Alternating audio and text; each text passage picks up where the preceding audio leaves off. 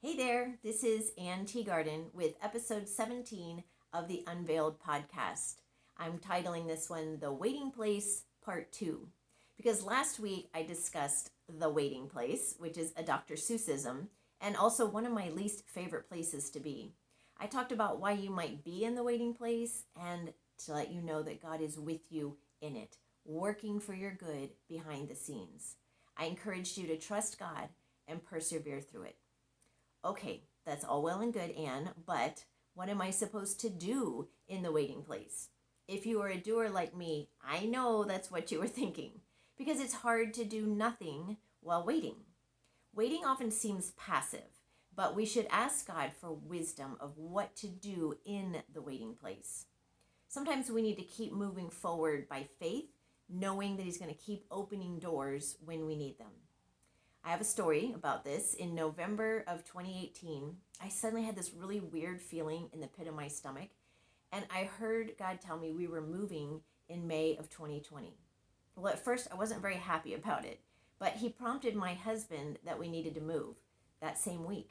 And so we knew that it must be from God, so I could hardly argue anymore.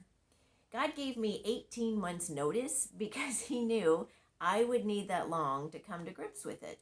We had lived in California for over 20 years, and we felt the Father was telling us that we needed to move to Georgia to be near Grant's elderly parents. So we began making preparations. We flew to Georgia twice to look at houses, and we just didn't really find anything that seemed right. But it's okay, we had plenty of time. But then the pandemic hit in March of 2020, and we suddenly couldn't sell our house in California or easily fly to Georgia and look at houses. What was going on? Didn't God know about the pandemic when He told us to move in May of 2020? Yes, He did. So we trusted that He must know the timing. We looked at houses online every day, but by the end of April, we still hadn't found the house to move to, despite looking for over a year. But I just kept packing and making arrangements, finding movers, and moving forward. We kept working with our California realtor to get our house ready to sell whenever we were able to do it, whenever they allowed it again. And it really felt like marching forward into the unknown. And sometimes that's what the waiting place is like. It's like flying blind. When a pilot flies blind, that term means that he has to rely only on his instrument panel because he can't see anything, maybe heavy fog or whatever. Sometimes we can only see the next step, or maybe not even that much, and we have to rely on God as our instrument panel and just keep moving forward one step at a time. My recommendation during those seasons is to keep doing the last thing that God told you to do until it changes or He shows you a new direction. Obedience always works. Okay, back to my story. I prayed a very panicked prayer at the end of April. God, we still don't have a house. We still don't know where we're moving.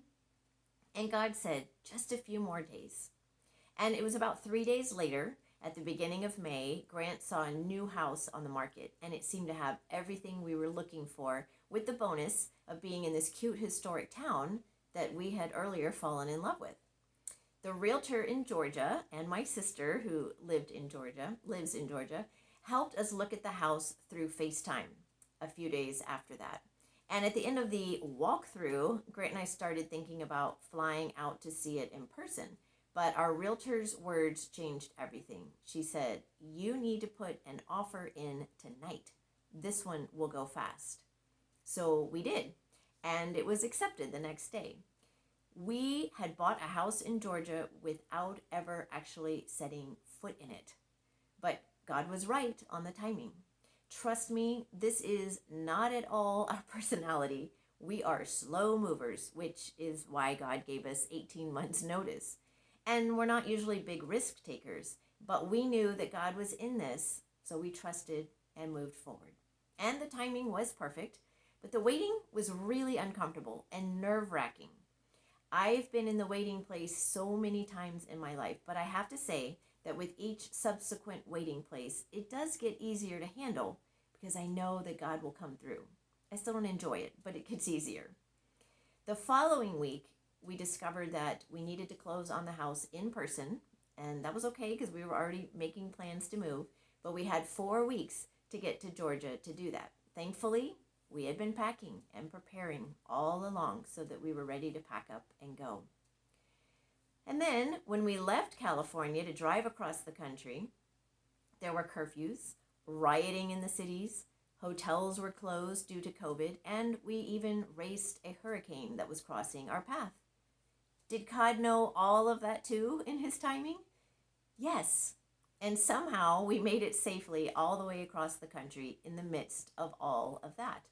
The waiting was over and God was moving us forward quickly. All right, here's my warning that I want to give you in the waiting place. Please don't try to make things happen in your own strength while you're waiting. Don't push doors open that are closed or use human solutions where God's solutions are called for. If God has promised you something, wait for him to do what he said. Do your part to obey whatever God specifically asks, but don't force the outcome or the timing you want. This lesson is really clear from Abraham and Sarah in the Bible. God promised them a biological child, and you would think it would have happened soon after the promise, but it didn't.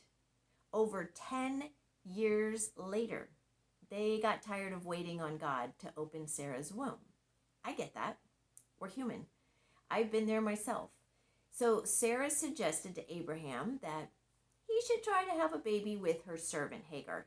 Maybe that's how God was going to do it. Well, we'll just help God out a little bit. And he did, and she had a baby, and they named him Ishmael. Now, this was one of the worst ideas in history, I think. The descendants of Israel and the descendants of Ishmael have had hatred toward each other and fought against each other for thousands of years. Israel was their later child between Abraham and Sarah. So you talk about a whopper of a decision with major consequences. We're still paying for it today. No, we need to let God be God and only be obedient to what he is asking us to do. And another mistake that we can make in the waiting place is expecting God to answer in the way we think that he should answer. Sometimes we are waiting on God to do something, but if he doesn't do it or answer in the way that we think he should, we dismiss it or we don't see it. One of my favorite stories from when I was younger is about a man that was caught in a flood. You may have heard this story before, pretty popular. But the waters kept rising and he cried out to God, "Please save me, God." Well, soon after, a man came by in a boat and offered to take him to safety. But he said, no thanks. I'm trusting God. God's going to rescue me. Well, the waters continued to rise and he moved up to the second floor of his home. And another boat came by and rowed up to his window and offered to rescue him. But again, he refused. He said, no, I'm waiting on God. God is going to rescue me. Well, the waters kept rising and finally he was forced to climb up onto the roof of his home. And soon a helicopter came by, let down a ladder to rescue him. But he waved them away and he said, no, I'm trusting God to save me. Well, it wasn't long before he drowned and he went to heaven. And he said to God, I trusted you to save me. Why didn't you? And God said, I sent 2 boats and a helicopter. What more do you want? I love that story because it reminds me that when we ask God to help us, we often overlook the help that comes our way. The answer might be that a friend gives us a book full of wisdom, but we don't feel like reading a book. Or someone offers to help us in some little way, but we're looking for someone to solve our entire problem with a grand solution. Or God just may answer in a way that we don't like. I think we always have to keep in mind that his ways are not our ways, right? Isaiah 55:9 says, as the heavens are higher than the earth, so are my ways higher than your ways, and my thoughts than your thoughts. And I know we're not supposed to add to the Bible, but I would love to add on to that verse, and my timing is not your timing, because that's so true. But Ecclesiastes does tell us that there is a time and a season for everything under heaven. God has a plan. So, to summarize all of this, what do you do in the waiting place? Well, one, keep doing the last thing God told you until he tells you something else. Two, seek him, ask him, is there anything I need to do? Is there anything new? Three, trust him and his timing, even when it looks like nothing is happening, even when you feel like you're flying blind.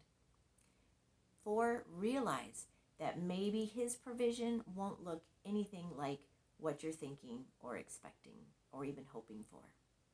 One of my favorite life verses is Proverbs 3, 5, and 6, which I think is very appropriate in the waiting place. I say it to myself often when I'm tempted to try and make my own solutions to my problems. It says, "Trust in the Lord with all your heart and lean not on your own understanding. In all your ways, acknowledge him, and he will direct your paths." What a great promise. If we acknowledge him and lean on him and not our own logic or understanding, he's going to direct our paths. And whatever happens, you won't be in the waiting place forever. Sometimes we have to remind ourselves of that too. Either God will show you what you need to do to move forward, or he will act in his time and grace with the solution. But either way, trust in him, his timing, and what he's doing inside your heart through the waiting place. If you found this episode helpful, please share it with a friend. And if you could like and subscribe, it will help others find this resource. Thanks for joining me today. And if you'd like to share your own marriage struggles and seek some support or advice, feel free to email me at anne@synergiamm.com. That's ANNE@SYNERGIAMM.com. Remember, you are loved. You are never alone in the waiting place. You are beautiful. Go in peace.